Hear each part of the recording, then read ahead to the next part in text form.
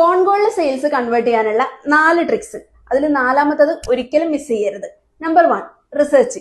നമ്മൾ എപ്പോഴും കസ്റ്റമറിനെ കൃത്യമായിട്ട് അറിഞ്ഞിരിക്കുക. കസ്റ്റമർ എന്ത് ചെയ്യുന്നു, ഏത് ഫീൽഡിലാണ്, നമുക്ക് എന്ത് സഹായമാണ്, എങ്ങനെയാണ് അവർക്ക് കൊടുക്കാൻ പറ്റുക എന്നുള്ളത് കൃത്യമായിട്ട് നമ്മൾ അറിഞ്ഞ ശേഷം മാത്രം കസ്റ്റമറിന്റെ അടുത്ത് സംസാരിക്കുക.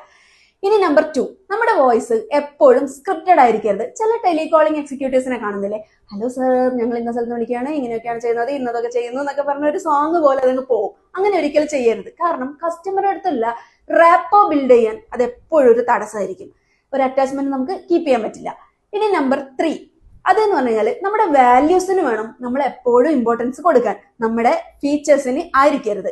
കാരണം എന്താന്ന് പറഞ്ഞു കഴിഞ്ഞാല്, ഒരു എക്സാമ്പിൾ പറയുകയാണെങ്കിൽ, നമ്മളൊരു സോഫ്റ്റ്വെയർ സെല് ചെയ്യുന്നു, നമ്മൾ പറയാണ് ഇതിന് ഇത്രയും ഫാസ്റ്റ് ഉണ്ട് സർ, നമ്മുടെ സെർവർ ഭയങ്കര അടിപൊളിയാണ്, നമ്മൾ ഇങ്ങനെയാണ്, നമ്മൾ അങ്ങനെയാണ് എന്ന് പറയുന്നതിന് പകരം അവർ കേൾക്കാൻ ആഗ്രഹിക്കുന്ന എന്താണ്, അവരുടെ ഒരു 10 സ്റ്റാഫിന്റെ ജോബ് ഒറ്റയ്ക്ക് നമ്മുടെ സോഫ്റ്റ്വെയർ എടുക്കുന്ന പറഞ്ഞാൽ അവർ പിന്നെ നമ്മുടെ സംസാരമെങ്കിലും അവർ കേട്ടിരിക്കൂലേ.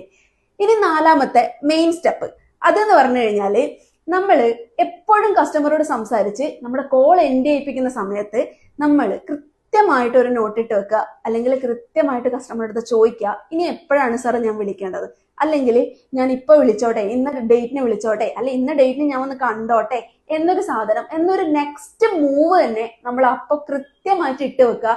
നമുക്ക് അടുത്ത കോണ്ടാക്റ്റില് അടുത്ത ഫോളോ അപ്പിന് കസ്റ്റമർ നമ്മളോടത്ത് ആരാ മനസ്സിലായില്ലോ ഇല്ലല്ലോ എന്നുള്ള ഒരു ചോദ്യം ചോദിക്കാതിരിക്കാനുള്ള ഒരു സ്റ്റെപ്പാണ് അത്.